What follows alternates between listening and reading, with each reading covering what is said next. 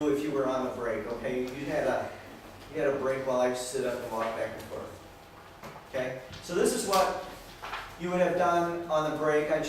So you would practice this. I choose to give my word to you, the course instructors and the rest of the participants and myself, that I will. And I give you my word that I will honor that word. Okay, so you can practice this sacred saying with anyone you want to knock their socks off. You know what I mean by that? Knock their socks off. It's blow them away. You want to shock them into ecstasy. How's that? Knock their socks off. All right. So what you do is you say this sacred saying to them. I choose to give my word to you, and myself, and I will honor my word in my relationship with you as your son, as your partner, as your fiance, or whatever. Right? Then you're honoring your word, not the reasons that you give yourself for being in a relationship or being in the course. You're choosing. It's over. You handle everything inside your commitment. The emotions which just come up, you know, it's over. You're there. You're just there to handle whatever comes up. That's real power. All right. So you can experiment with that. And you will see, get yourself that nothing is, oh my God, yeah. Get yourself clear that nothing has changed in the conditions or the rules, only in the context. So when you say this, there will be a contextual shift in who you're being and the relationship. Run the experiment and you will see. Okay. Identify what there is for you to do in life that you feel obligated to do, or that you're doing based on a set of reasons for doing them, and write down 3 of them. I recommend that you do this. Write down 3 things that you feel like you're obligated to do, and you're doing them based on a set of reasons. As an experiment, choose to do each of the 3 things. It would be legitimate to say you're obligated to do, or have no choice about doing, but choose each of them as we've distinguished what it means to choose, and now write them down as what you are choosing to do. So you're transforming your obligations and what you should do into you actually choose. You know, some of you have this homework and it seems you don't choose your homework. It's thrust upon you and you're obligated, right? See what happens when you choose. You know, it's like, I wanted to get a degree from this academy and I choose my homework. And see what happens. You'll knock your teacher's socks off if you tell them that. No, you will just have less marks. So if we don't do the whole homework, we just can't answer the seminars, and then just can do all marks. That's all. But we can just choose our homework. No, you don't get to have low marks. That's not okay. If people expect you to have high marks, if that's their expectation, and you have told them you will not make high marks, that's your word. You've given your word unless you explicitly say, you know what, I'm not going to make high marks.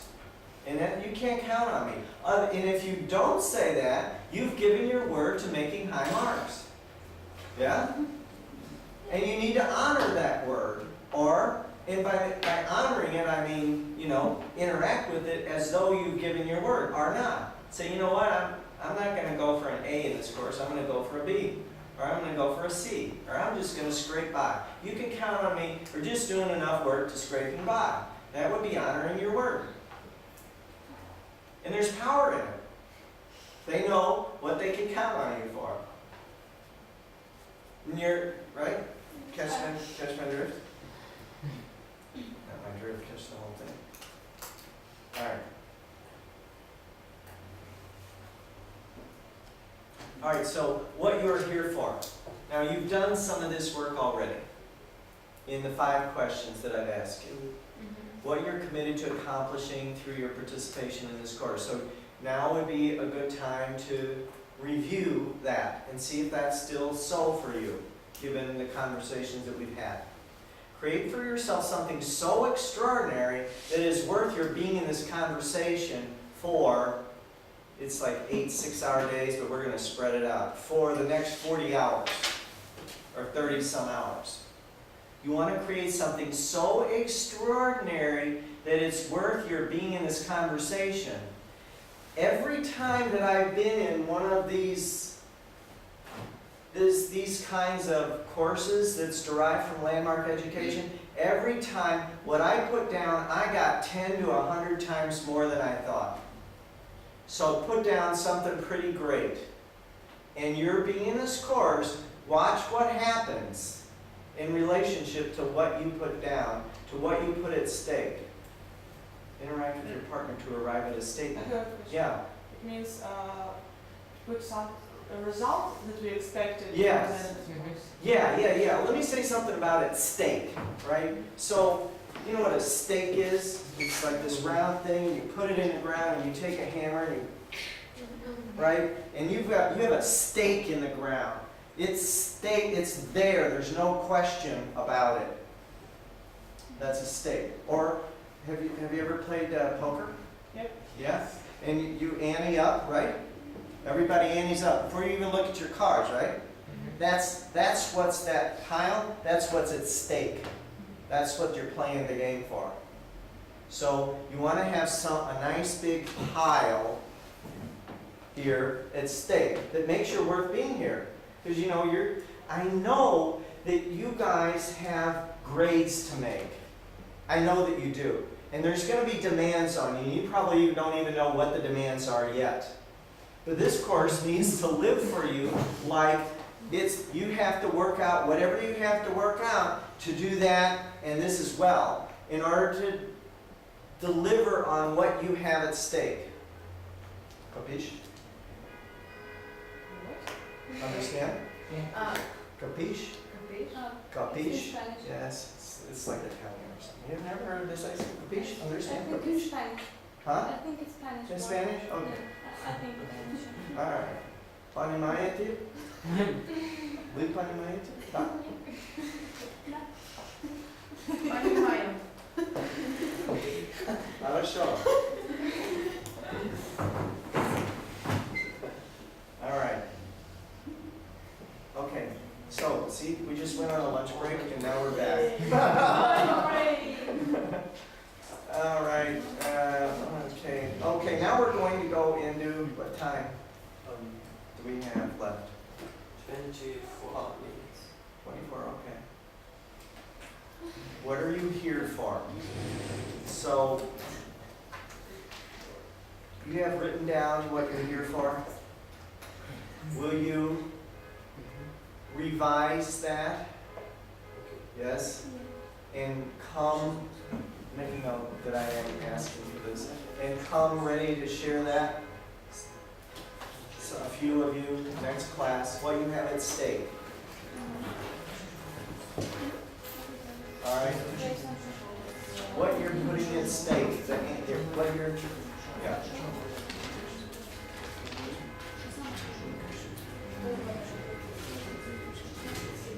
Can I ask you something? Yeah. So we need to explain our reasons for being here and what is the main purpose? Well, it's not just exactly a reason, right? So when you sit down and play poker and you put everything you've got in there, right? You don't have a reason exactly, do you? Or maybe you do, but when you're putting something at stake, maybe you have reasons, but you want to set aside your reasons. They aren't going to be good enough after a while anyway, as we just discussed. But it's create something extraordinary while we are in the class. Create something extraordinary for yourself to get out of this course. Capiche? Понимаете? Ты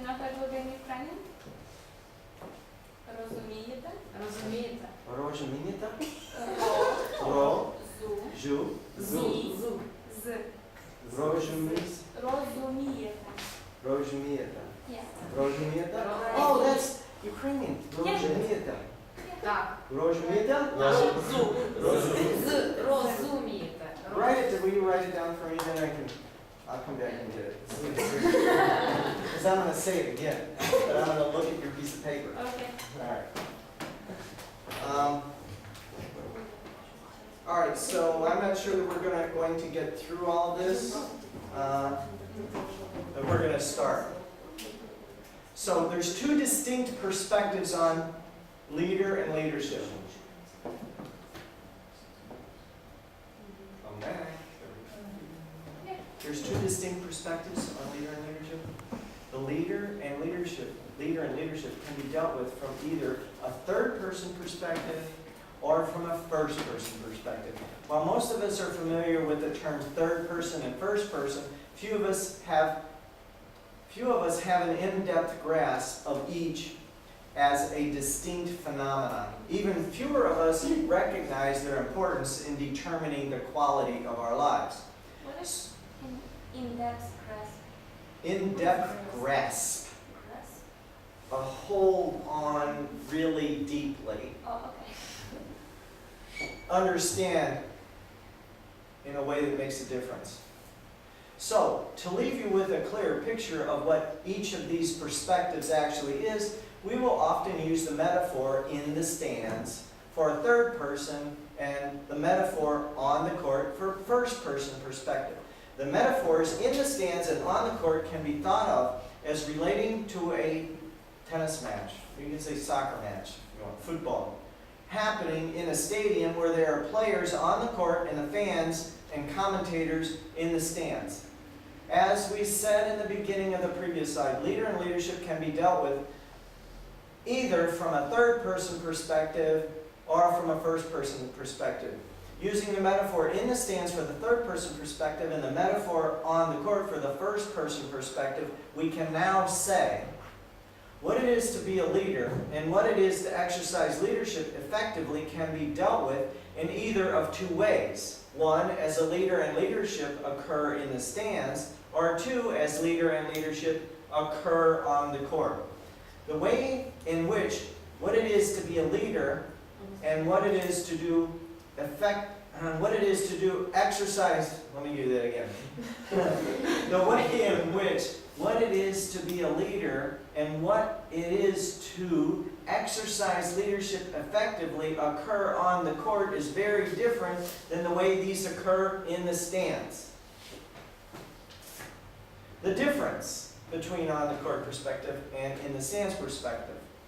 A critical difference between on the court perspective and the in the stands perspective on leader and leadership is that what it actually is to be a leader and the actual actions of effective exercise of leadership obviously only happen on the court. What is available from the stands is leader and leadership as these are observed, described, analyzed, explained, and commented on. This contrasts sharply with leader and leadership as these are lived and experienced real time on the court. Well, most leadership courses are taught from the stands. We observe, analyze, describe, and explain what a leader is. But it gives you no access, or very little access, to actually being a leader and the effective exercise of leadership. So we're going to do it on the court. Note that when in the stands, almost everyone thinks, actually takes for granted, that they are gaining access to what is actually happening on the court.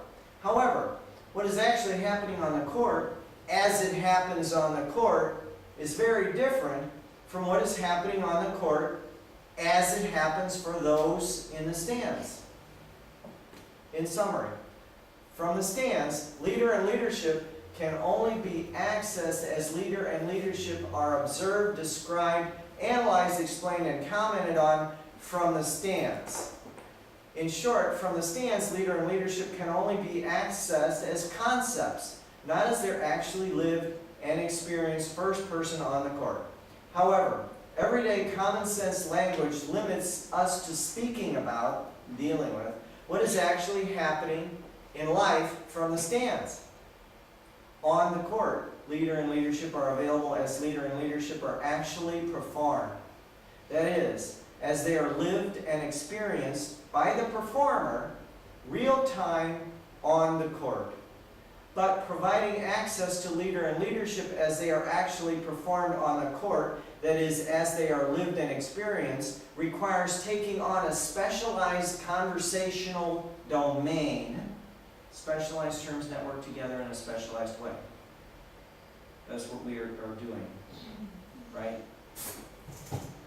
We're taking on a specialized conversational domain. One of the things in the domain is already always listening.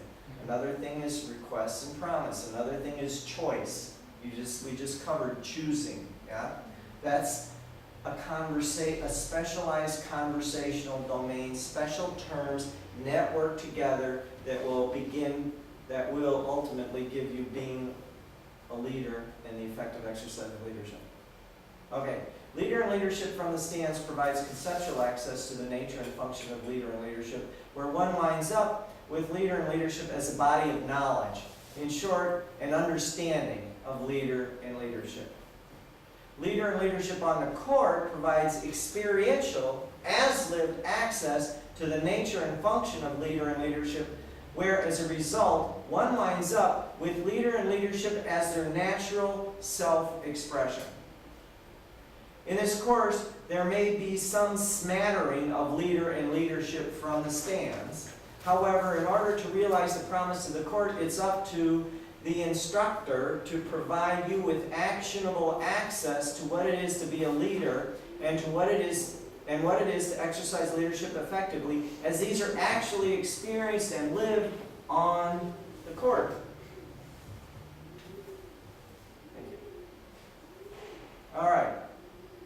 So this is your assignment.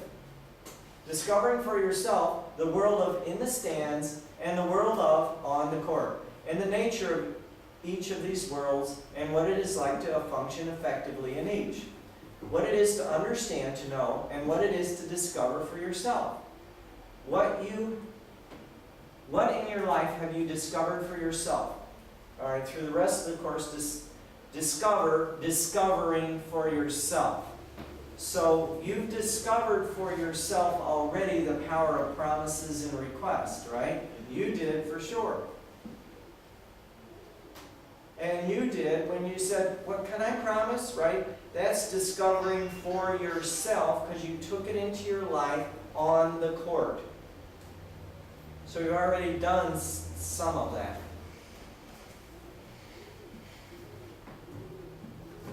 So that's your work, right? That's your homework, right? Discover. And see the way it's languaged in the last, throughout the rest of the course, discovering for yourself. Right? What in your life have you discovered for yourself? How much time do we have left? Okay. All right, so what in your life have you discovered for yourself on the court? Somebody tell me something you've discovered for yourself on the court. Yeah. I started to follow some promises from other people. Start to think if they really honor it and how serious they stand for these promises. Because for me, this word promise became more valuable, and I started to think if I said I do this homework or I will be in time, something like this, I started to really mean it, and I'm confident about my words, and I started to think if other people are sure about their words. Their words. Yeah, and I mentioned that some people just say, just for saying something, but don't really mean it. Oh. And I thought, why? So you've discovered for yourself the power of giving your word. Yes. And you can listen to people if they're actually going to do what they say, because you now have ears for what people are saying. Are they really going to do what they say? Yes, Wow. now I can see if someone really can do the or not. Yes. Because before this course, it sounded similar. to me. Yeah. Very good. Yeah. I agree with Lera's words, and you know, there are some difficulties now with conversation with my friends even. When they say, I will call you back in 5 minutes, and they don't. And you promised, and you broke your promise, you know. I don't know, I can be calm with that. Or I will be there in 5 minutes, and the person don't come in 5 minutes or in 15. And he broke your promise, and I can't, it's very difficult to explain the person the meaning, the really important meaning of Yes. this word, because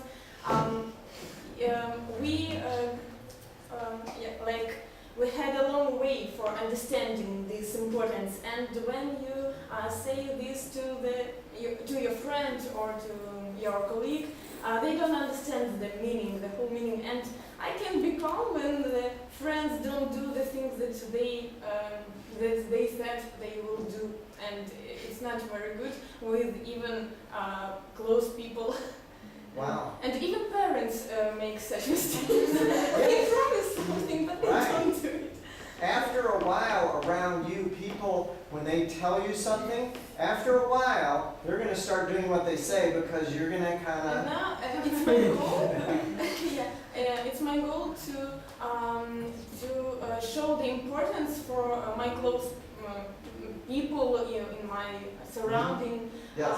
To show them the importance of it, Very and good. I want to teach them how to really keep their word, but it's very difficult. They don't want to listen to me. Yeah, I know. Varnish Right? that. I know. Right. Very good. You can always pull out as part of a leadership course and say, "Here, read this." But in some way, my life gets easier because if someone asks me to do something, and I know that I don't want to do, I don't want to do it, or I know that I will have lack of time to do this. Before I said, okay, I'll do it, but then I didn't, and I feel myself bad. I blame myself for Yes. not doing it. But now it's much easier to say, will you do this? No. Why? I did. It's like, no. Because And sometimes I explain if someone really asks me why I can't do this, but Yes. actually it doesn't really matter why. Just no, it's no. I think that people should give a reason. They ask for reason because they think that they can convince you to do this. Yes. Make you do this, maybe by convincing you that your reason is not that important or something like this. And I want to show them that no matter why I want this, I just want to do this. Yeah, that's excellent. You've missed a few classes. You would understand what Yes, she's just- talking just- about, but you can get it. You can listen to them, and you'll catch up to speed. So you'll stop giving reasons for everything. I promise you, it's completely free for not having to give reasons why you're going to do something or why not. It's totally free. You have a whole bunch of your life freed up to do something else for one. But you either do something, you choose, right? After consideration, that's choice. After, you have all your considerations, but then you choose. And you choose what you choose because you choose it. I think that giving a reason for doing or not doing something, it's something like a reflection of how you treat the other person. So Uh-huh. when you say no, If they ask why. and why? Sorry, I have no time. I will do that obligatory sometime and so on and so forth. But if you say no, because I don't have time and that's it, I don't want to do that, so it is not important for me. It just showing that you are treat the person not so friendly as the person wished to. Okay, all right. But it's a lie. No, if I Stay tuned. It's a great inquiry. Just stay tuned and see what opens up for you. And you're perfectly welcome to keep giving reasons if you think that that's what you need to do, and that's fine, and I don't have any problem with it. I think we have But there's certain freedoms that you get for not having, as your classmates are telling you. I think we have to create some borders and for people to whom we can give some promises. Mhm. Okay. Because we can't promise anything to everybody. If you will do it, you can. If you will do what you promise, you can promise to anyone. I know. Yeah, now we started an interesting conversation here. All right, so, anybody else? I don't think we need to start the next part. We'll talk about the model and methodology course. Huh? What? Yes, you. What? I want. Oh, I'm glad. We have more, I have 5 more minutes, so we can't start something else, so good. Okay, I agree with yours, and I want to speak about another aspect of our leadership. I understood that a lot of people like to judge other people, Sure. peoples, Yeah. and I did so too. Mhm. But now I accept people how they are and try to analyze why they do so. But I never judge them. They are here, so okay. But a lot of my friends did that, and sometimes it's really uncomfortable. And they judge me, and they say they judge me, and sometimes I want to be a friend to them, and I can't say stop it. I try to make a joke from this, Mhm. but I understand that I can't judge them, but they do that. Yes. Well, they haven't had the leadership course, and you just have to grant them being. See, they were just how you were before, right? Yes. Right.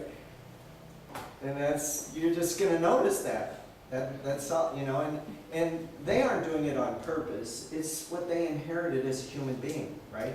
It was automatic. When they got born, just like when we got born, we were an automatic judgment and evaluation machine.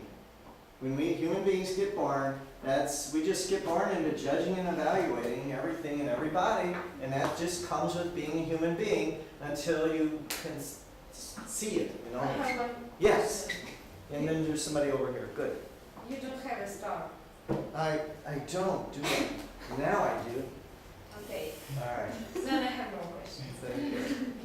I have got another problem that firstly when I came here I wanted well, I will do all this stuff and I will be leader and people will love me and I will have a lot of friends, I will be popular, but now I understand that I don't need them. Because they are not going through all this thing and I don't want to be popular with them. I don't want to have such friends. I want to talk with people who are In this course.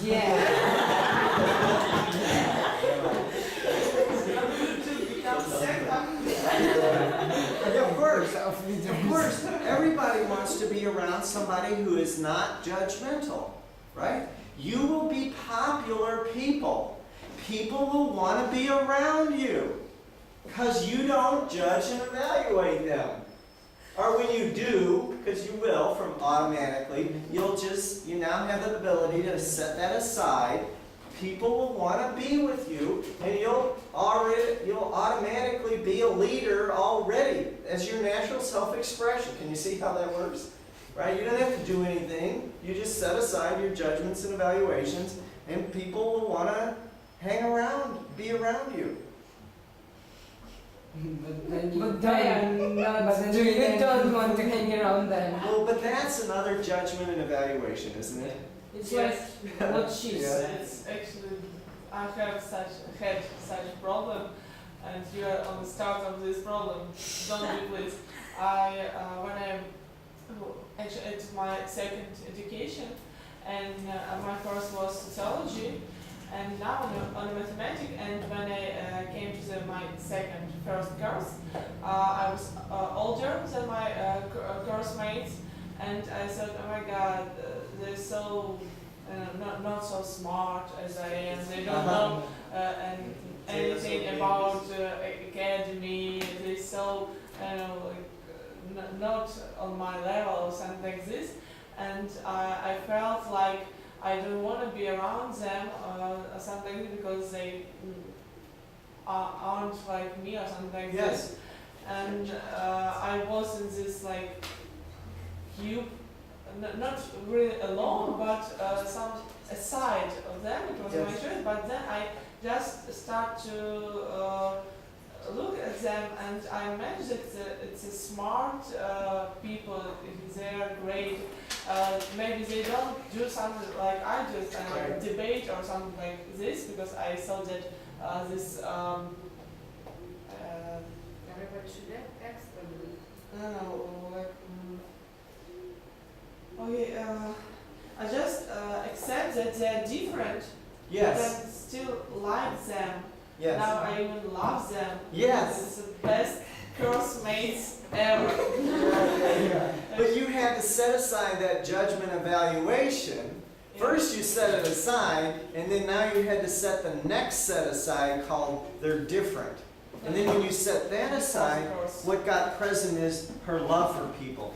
There's a clue in there, right? Okay, I will work Yeah. with this. Yeah, that's One good, thing. it's good. I It's just good I that you- faced the problem and I wanted to know how to deal with it. Yeah, it's And, really yeah. good that you brought it up so that she could say what she said and that provided something for you. And that's how this course works. It's really in your hands in a way that you're sharing with each other makes this available. So that's great. Anything else? Or are we out of time yet? No. Can I make a promise? Anybody? Yeah. Well, I just want to not to Oh, judge you have a yellow people one. I can see it. anymore. Yes. You want now what? And not to judge people anymore. Just like not to evaluate them like under me and upper me and Right, stuff right, like right. that. Wow. I know you don't want to. And That's there's not- an as Lyra pointed out, there's an automaticity. She set the first thing aside and then the next one is, oh, well, they're different. Okay, then And then she set that one aside and then all of a sudden she feels there will be more. It's a process, so okay. don't think that you can Promise do is- this once and it's all over. Okay. So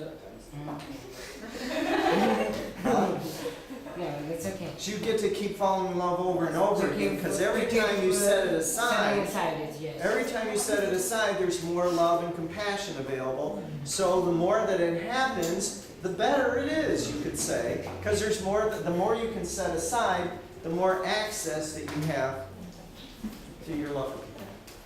Yeah. Thank you. Awesome job, guys. Darn, you're getting it.